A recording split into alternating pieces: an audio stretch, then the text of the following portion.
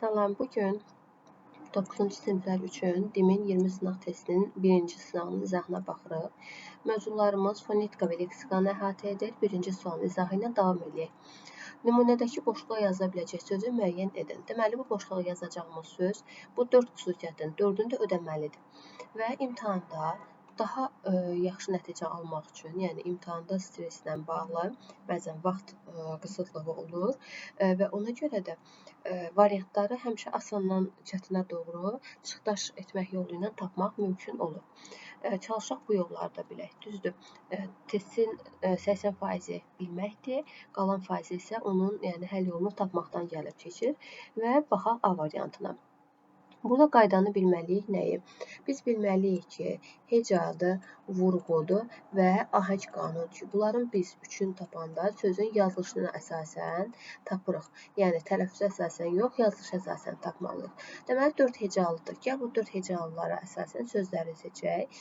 Saatsazlardan 5 hecalıdır, qanuni 3 hecalıdır, fövqəladə 4 hecalıdır, şairanə 4 hecalıdır. Çünki mən yazılışa əsasən bunları tapmalıyam. Dahiyanə 4 hecalıdır. Baxın, 4-ü ödəməyənlərdə A ilə C-nin avtomatik çıxdım, getdi. Səhv yazılıb. Səhv yazılıb deyirsə, baxıram sözlərə. Şairanə, baxın, şairanə səhv yazılmayıb, düz yazılıb. B variantı da getdi. Fövqəladə, dahiyanə. 2 saytı uzanır. Dahiyanədə də 2 sayt uzanır. Dahiyanə, fövqəladə. Burada uzanma fövqəladə. Fövqəladə. Baxın, bir dənə A-da uzanma olur. 2 saytı uzanmır. Deməli, baxın, Y variantında çıxa bilirəm. 2 saytı uzanır. Yerdə qalır D variantı. Yoxlayıram D variantı. 4 hecalı idi mi? Bəli. Dahiyanə yazılmalıdır. Səhv yazılıb. 2 saytı dahiyanə. Baxın, belə olmalıdır. Deməli, səhv yazılıb. 2 sayt uzanır. Bunu da ödədik. Cinciltili samitlərinin sayı kar samitlərdən daha çoxdur. Burada bir dənə kar samit H-dır. Qalan hamısı cinciltilidir. Deməli, bunu da ödəmiş oldu. Bizim doğru cavabımız olur D variantı. 2-yə baxıram. Tərkibində qapalı sait olmayan sözdür. Tələffüzə əsasən tapmalıyıq. Deməli, baxıram B variantına. Tələffüzdə necə olmalıdır? Gənciyə. Əl keçir İ-yə. Qapalı sait yaranırmı? Bəli. Qapalılar hansılardır? I, İ, U, Ü. Nə qədər elmilikdən uzaq da olsa, yadda saxlamağın ən asan üsullarından biri üstü açıqlar qapalıdır, üstü bağlar açıq. Məsələn, deyim ki, A-nın üstü baxın örtülüdür, amma tərsinə nə olacaq? Açıq sait olacaq. Və yaxud da deyirsən ki, I-nın üstünün belə örtüyü yoxdur, deməli qapalıdır, əks yoxdur. Yəni, bu yolla yadda saxlamaq mümkündür, əgər qarışdırırsınızsa. Deməli, soyqırımı. Baxın, soyqırımda yenə qapalı sait var. Ona görə B də getdi, D də getdi. C variantında tələffüzdə necə olacaq? A keçir U-ya, olmuya. Deməli, burada qapalı sait yaranmış olur. C də getdi. İşləməyəcək. Baxın, Ə keçir İ-yə. Qapalı sait yaranmış olur. Həm də burada birinci İ-də də deməli, qapalı saitimiz olduğuna görə mən yeni də götürə bilmirəm. Qaynatada da I tələffüz zamanı düşür. Ona görə də burada qapalı sait qalmır. Hamısı açıq sait olur. Ona görə 2-də doğru cavab A variantı olur. Sonra baxaq 3-cü suala. Cədvəldəki doğru nümunələri müəyyən edin. Şad sözünün sinonimidir, kədər sözünün sinonimidir. Baxın, bu testin əsas açar məqamı nədir? Bu qaydanı bilməliyik. Əgər biz sözdə tutaq ki, sinonimi və bu niyə belə oldu? Sözdə biz sinonim, antonimi tapırıqsa, bilməliyik ki, hər iki tərəf eyni nitq hissəsinə aid olmalıdır. Məsələn, tutaq deyirəm ki, gözəl sözü, mən buna sinonim kimi götürə bilərəm qəşəng sözünü, düzdürmü? Nəyə görə? Çünki hər ikisi sifət olur. Necə sualına cavab vermiş olur. Yəni, həm qəşəng sözü, həm də gözəl sözü hər ikisi nitq hissəsi olaraq deməli, sifətdir.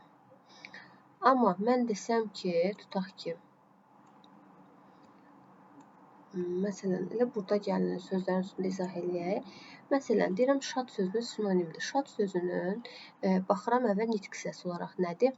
Şad necə? Sifətdir. Düzdürmü? Sifət. Necə sualına cavab verir. Deməli, bu sifətdir.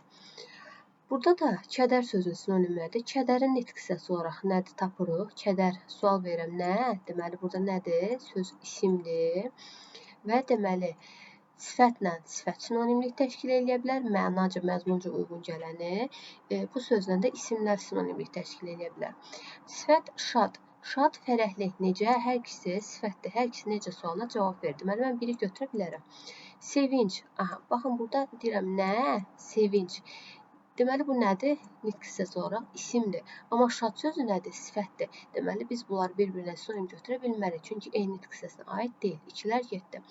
Məmnun sözü şad sözünün sinonimidir. Məmnun necə? Nədənsə məmnun olmaq, nədənsə şad olmaq. Eyni mənaları ifadə elədimi? Bəli. Bu da sifətdir, bu da sifətdir. Götürə bilərəm. 3 şərtimizi ödəyir. Baxıram 4-ə. Kədər, baxın, imtahan həyəcanı ilə bəzən olur ki, tələsiyə düşür uşaq. Kədər, qüssəni görür kimi tez götürür. Amma artıq axırına baxmır ki, bu isimlik qüssəli, amma sifətdir. Deyirəm, qüssəli necə? Görürsünüz, sifətdir. Deməli, sifət olduğuna görə isimlə sinonimlik təşkil edə bilməz. 4-ü çıxıram. Kədər nə? İsimdir. Dərdli necə? Sifətdir. Yenə isimlə sifət sinonimlik təşkil edə bilməz. 4-lə 5 gedib. Amma bu qaydaya əsasən çıxdaş eləməklə, məsələn, siz 2-ni bilsəz, artıq 2-yə görə variantları çıxanda və burada 4-ü də bilsəz, variantı çıxanda gəlir cavab alınır. Deməli, kədər, qəm, nə? Hər ikisi isimdir və sinonim mənaca da yaxınlıqları var. Ona görə burada olur Y variantı. Biri amonim deyil.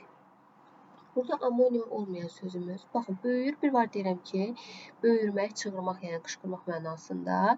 Bir də var deyirəm, insan böyürü. Belə olan halda amonimdir. Tağ sözü amonimdir. Bir var sümüklərdən birinin adıdır. Bir də ki, məsələn, üzüm tağı və yaxud da o bostanlarda olur tağ, buna deyirlər.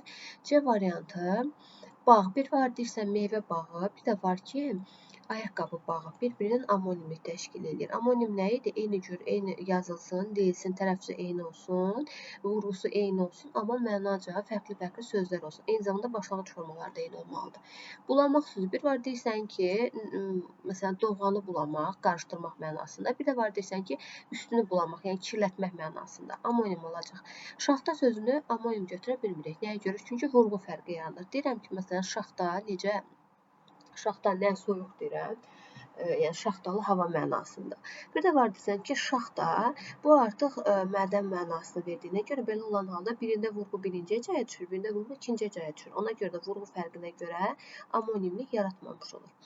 5-ci testə baxıram. Fikirlərdən hansı yanlışdır? Vətən sözü xitab olduğu zaman vurğusunun yerini dəyişə bilir. Bəli, doğrudur. Əgər bir söz bizim dilimizdəki sözlərin 90%, milli sözlərimizin vurğu düşür sonuncu caya.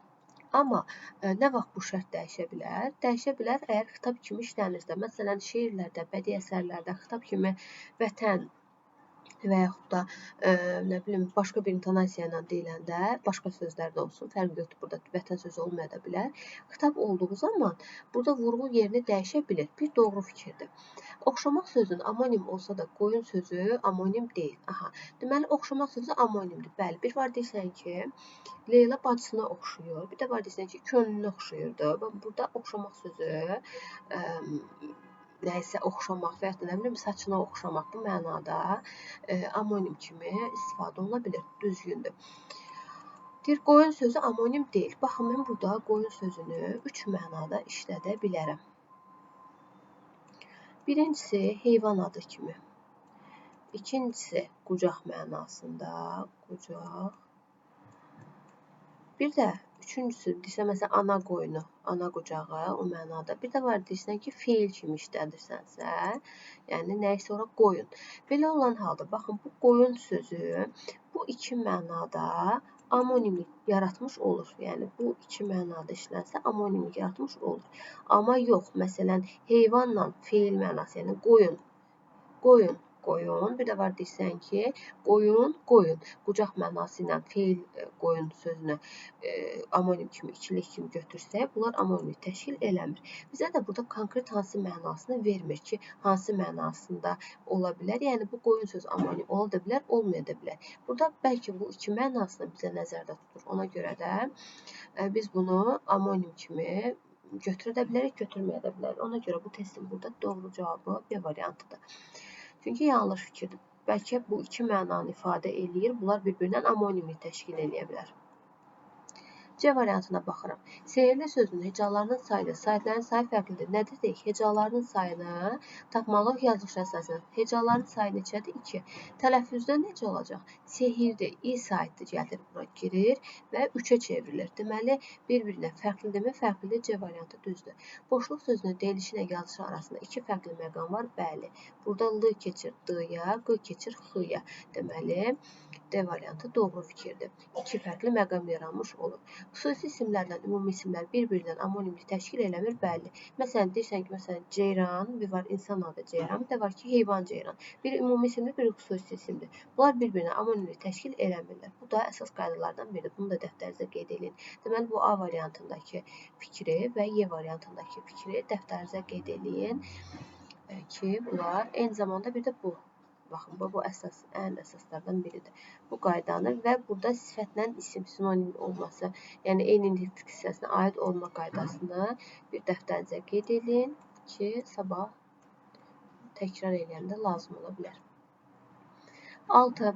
Sözlərin hər ikisi əsasında klasteri tamamlaya bilən fikirləri müəyyən edin. Nə deyir bizə? Deyir, qarşılığı olan samitlə başlayır. Hər ikisi qarşılığı olan samitlə başlayır. Deməli, bu düzgün fikirdir. Əgər burada qarşılığı olmayan samitlə başlayır yazsaydı, bu səhv fikir olardı və bizdən variantlarda da səhv fikri tapmağımızı istəyərdi. Amma burada düzgün fikir olduğuna görə bizdən deməli, düzgün fikirləri istəyir bizdən. Fərqli samit qoşalıq var. Əvvəl tələffüzlərinə yazırıq. Səfərbərlik, L keçir R-ya, Ç da keçir İX-ə. Düzdürmü? Burada da L keçir R-ya. Fərqli samit qoşalıq var. Baxın, burada fərqli samit qoşalığı var R-la B arasında. Amma bu ikinci sözdə fərqli samit qoşalığı yoxdur deyə mən biri yaza bilmirəm. Bir getdi.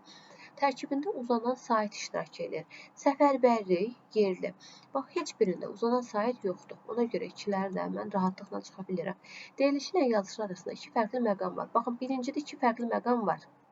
Düzdür. Amma ikinci sözdə yalnız bir fərqli məqam var. Ona görə 3-ü də silirəm. Artıq qalmadı variant. Ahəng qanununa tabedir. Səfərbərlik, incə saitlərin ahəngi var. Bəli. Yerli, burada da incə saitlərin ahəngi var. 4 düzgün fikirdir. Tərkibində qarşılığı olmayan samit var. Tərkibində qarşılığı olmayan, baxın, bunda da var, bunda da var. Hər ikisində var. Ödəyirmi? Ödəyir. Deməli, 4 ilə 5. Doğru cavabımız D. Deyilişi ilə yazılışı fərqlənsin. Amonim olmasın. Baxaq əvvəl deyilişi ilə yazılışı fərqlənən sözlərə. Buruq sözü, bir var deyirsən ki, buruq, saç buruq mənasında. Düzdür? Bir də var deyirsən neft buruğu. Bunlar nə olur? Amonim olur. Bizdən amonim olmayan. Getdi A variantı. Relyef. Baxın, relyef deyəndə biz bunu deyilişi ilə yazılışı fərqlənmir.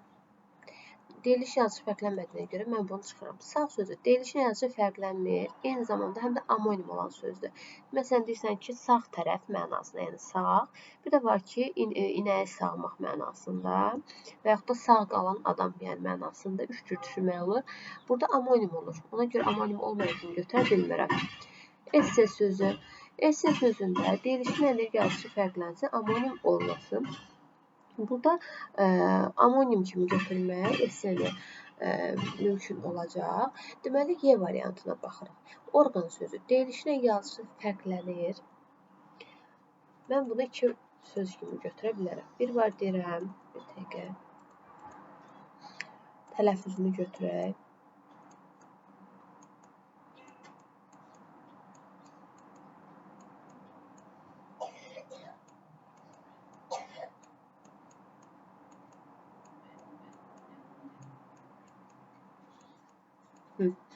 Oldu mu? Deməli, bax, orqan deyiriksə, burada insan orqanı mənasında işlənir. İnsan orqanı mənasında. Bir də var ki, orqan kimi tələffüz olunursa, burada olur musiqi aləti. Burada alət. Alət mənasında işlənir. Deməli, bax, deyilişi ilə yazışı fərqləndimi? Bəli. Amonim olacaqmı? Olmayacaq. Nəyə görə biz demişdik ki, deyilişi ilə yazışı fərqlənən sözlər amonim olmur. Burada orqan sözü də amonim olmayan sözlərdən olacaq. 8-ci suala baxırıq. Cədvələ uyğun deyildir.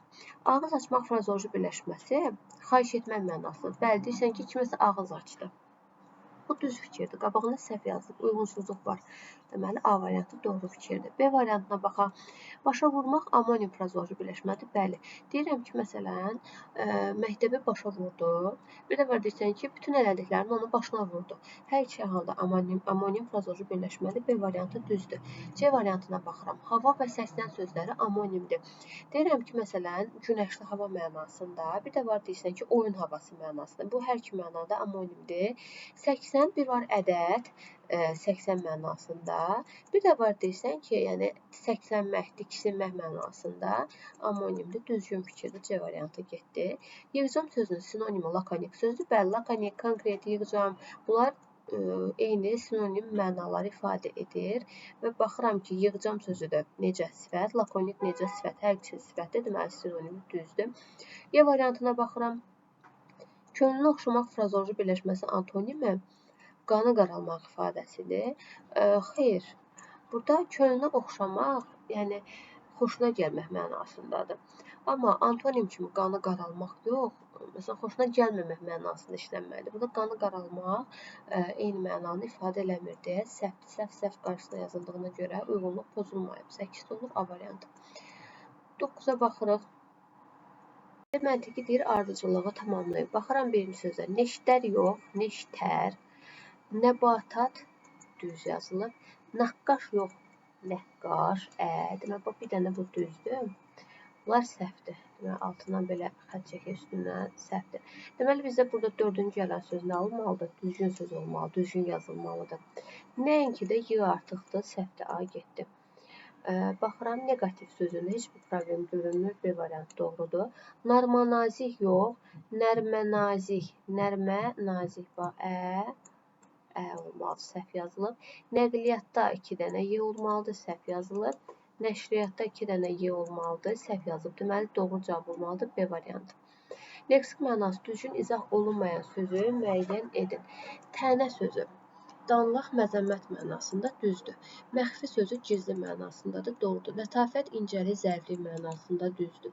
Tərxis hərbi xidmətdən buraxılma düzdür. Leqal üstünlük, güzəşt yox, leqal qanuni, rəsmi deməkdir. Yəni bu güzəşt üstünlük mənasına gəlib çıxmır. Qanun hamı üçün bərabərdir. Yəni güzəşt üstünlük mənasında yox. Y variantı yanlışdır. Keçirik mətnə. Mətni diqqətlə oxuyun. 11 və 20 saylı tapşırıqları yerinə yetirin. PIP mətni. Günəşli bir iyun günü idi. Bacım Cenni ilə məktəbdən evə qayıdırdıq. Birdən küçənin ağzındakı zibil qutusunun yanında quş səsi gəldi. Tez ora getdi. Yerdə bir qaranquş vardı. Sağ qanadı əzildiyindən uça bilmirdi. Bacım onu əlinə götürdü, sığal çəkdi.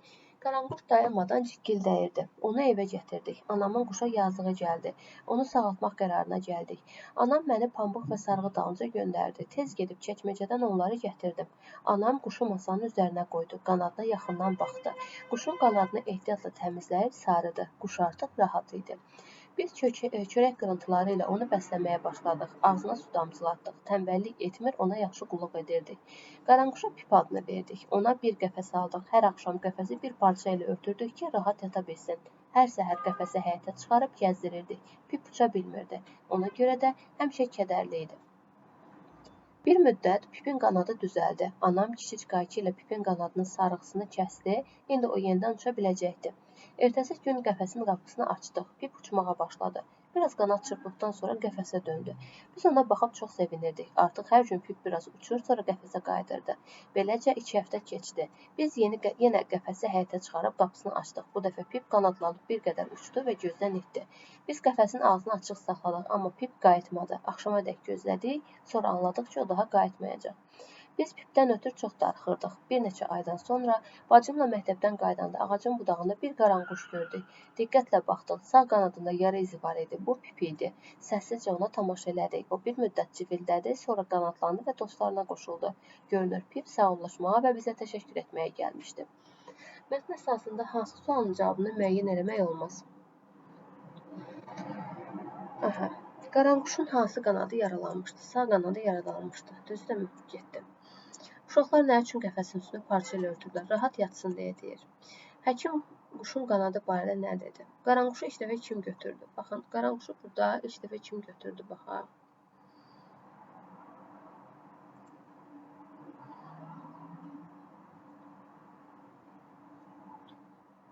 Bax, ilk götürən kimdir? Bacısı.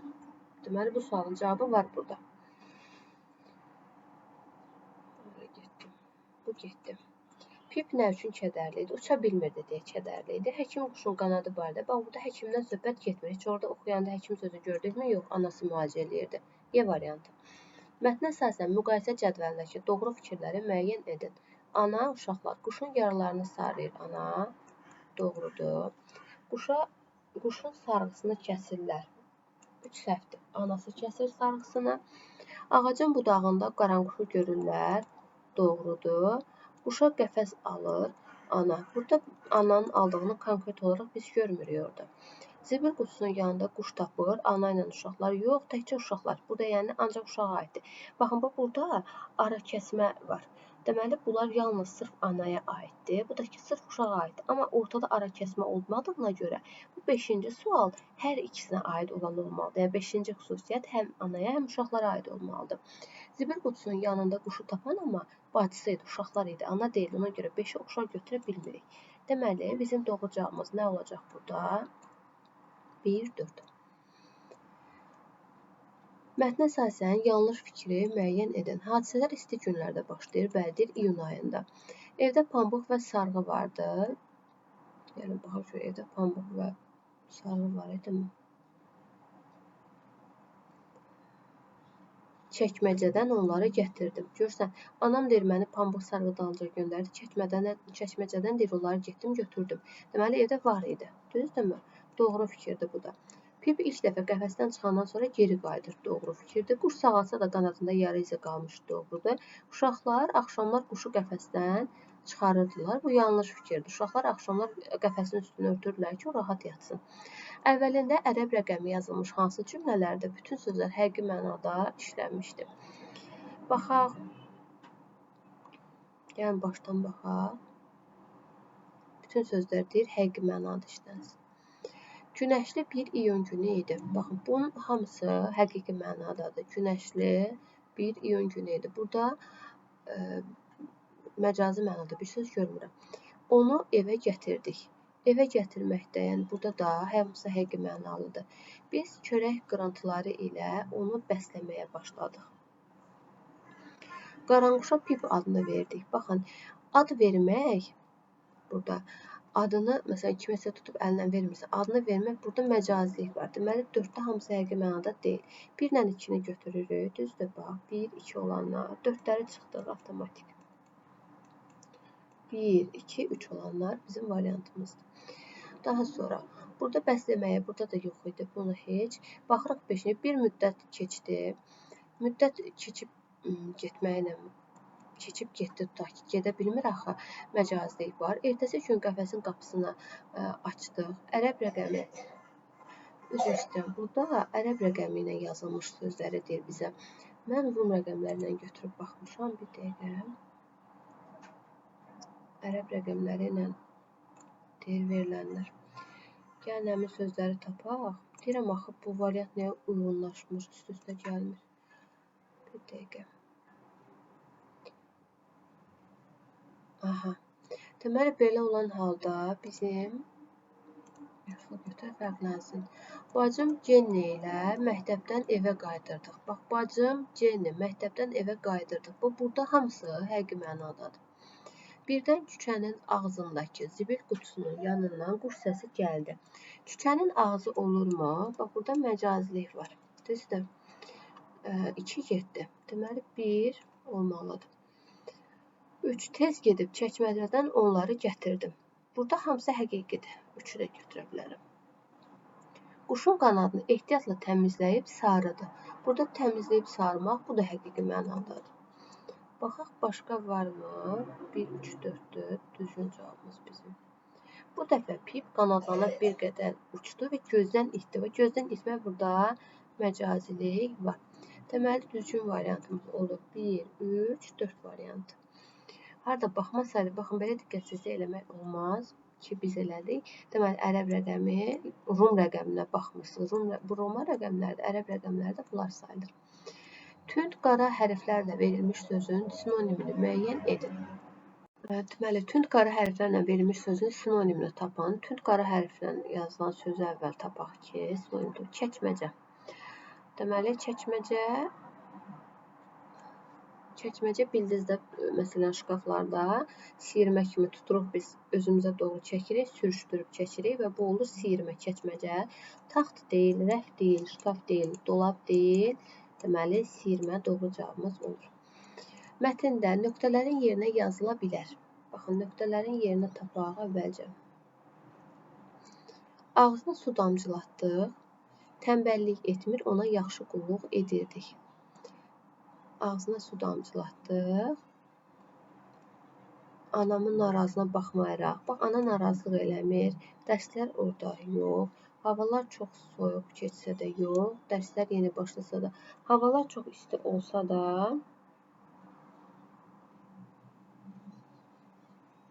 Baxın, qulluq edirdik. Deməli, burada havaları isti olsa da bunu yaza bilərik. Nəyə görə? Baxın, qar yağsa da yağa bilməz iyun ayıdır bizə dedi. Dərslər yeni başlasa da həmin hissədə dərsin başlamağından söhbət getmir. Havalar çox soyuq keçsə də yenə ki, havalar çox isti olsa da məntiqən bunu yazmaq olar. Yəni, havalar isti olsa da biz ona yaxşı baxırdıq. Mətndə səbəbini müəyyən etmək mümkün deyil. Uşaqların sevinməsinin səbəbini mümkündürmü? Bəli, mümkündür. Uşaqlar həyatda axşama dək gözləməsinin, uşaqların darıxmasının, quşa pip adının verilməsinin, gəlin gedək mətnə baxaq. Bu suallar əsasında uşaqlar zibili qutusunun yanına getməsinin bunun səbəbi var. Oradan səs gəlirdi deyən uşaqlar getmişlər, düzdür. Uşaqların sevinməyinin də səbəbi var. İndi gəlin, adının verilməyi, uşaqların darıxması və həyətdə axşama dək gözləməklərini. Baxın, burada axşama kimi gözləmək hissəsi bu hissədə idi. Baxın, burada. Axşama dək gözlədik. Anladıq ki, deməli, bunun səbəbi nə idi? Pipin uçub getməsi idi. Daha sonra bunun cavabı var. Baxırıq bura. Qaranquşa pip adının verilməyinin bir səbəbini biz burada görmürük. Baxın, burada uşaqların axşama dək gözləməyin səbəbi bilinirdi. Quşa pip adının verilməsi səbəbi müəyyən deyil. Nəyə görə o adı veriblər, nə səbəbə veriblər, o bilinmir. Uşaqların darıxmasının da səbəbi bilinirdi. Deməli, 17-də olur D variantı. 18-ci sual. Mətnə əsasən ehtimal oluna bilər. Ehtimal oluna bilər. Quşlar yaxşılığı unutmaya bilir. Düz fikirdir. Ailə üzvləri məktəbə bircə gedə bilir. Pişiklər quşları yaralaya bilər. Valideynlər quşlara qayğı göstərə bilir. Qaranquş çörək quruntularını yeyir. Baxın, burada ehtimal oluna bilər deyirsə, mətnə əsasən biz deyə bilərik ki, yaxşılığı unutmayın ki, gəlib ora. Ehtimaldan daha çox düzgündür. Yəni, ehtimal o deməkdir ki, yəni həm ola bilər, həm olmaya bilər. Burada pişiklər quşları yaralaya bilər. Bu ehtimaldır. Nəyə görə? Çünki, baxın, burada mətndə deyir ki, bizə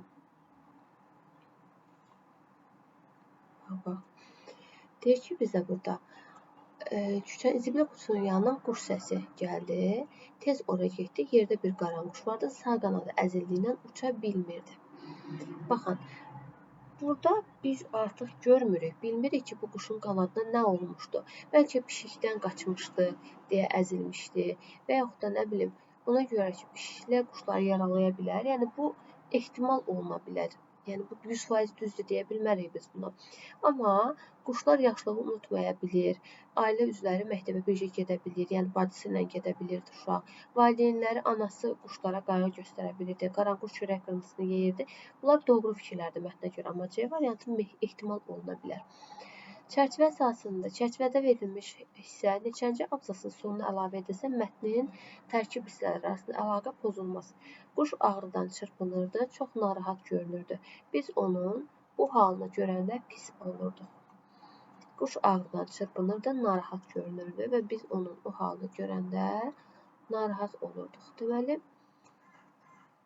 bax, bunu hansı abzasın sonuna artırsaq, bura artıra bilərik, düzdür?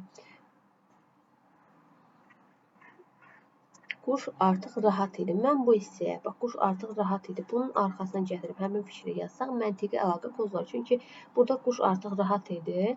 Ardıca da deyirəm ki, məsələn, quşun qanadı ağrıdığından o çox narahat idi. Görürsünüz, məntiqi əlaqə pozulmuş olar. Amma burada deyirəm ki, bacım onun əlinə sığal götürdü, sığal çəkdi. Qaranquş dayanmadan cikkildəyirdi. Onun qanadı ağrıdığına görə o narahat görünürdü. Deməli, burayı artıra bilərəm. Birinci abzasın sonuna, deməli, birinci abzasa artırmış olaram və burada fikrimizi də bayaq əsaslandırdıq. Onu siz bura əsaslandırıb yazırsınız. Cədvəli tamamlayan fikirlər yazın. Ananın quşa yazığı gəlir. Nəticə olaraq ana quşun qanadını təmizləyir və sarıyır. Uşaqlar axşama qədər həyətdə gözlədilər. Pip qəfəsdən uçub, bu dəfə qayıtmadı. Uşaqlar, səbəb bu idi. Nəticə olaraq da uşaqlar axşama qədər həyətdə gözlədilər. Belə.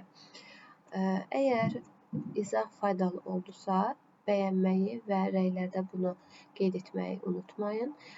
Növbəti dəfə sizə lazımı olan testlərin adlarını qeyd edə bilərsiniz və yaxud da hansı ədəbiyyatdan əsərin adını qeyd edə bilərsiniz ki, mən həmin əsərin izahını sizə paylaşa bilərəm. Belə. Ümid edirəm faydalı oldu. Kanala abunə olmağı unutmayın.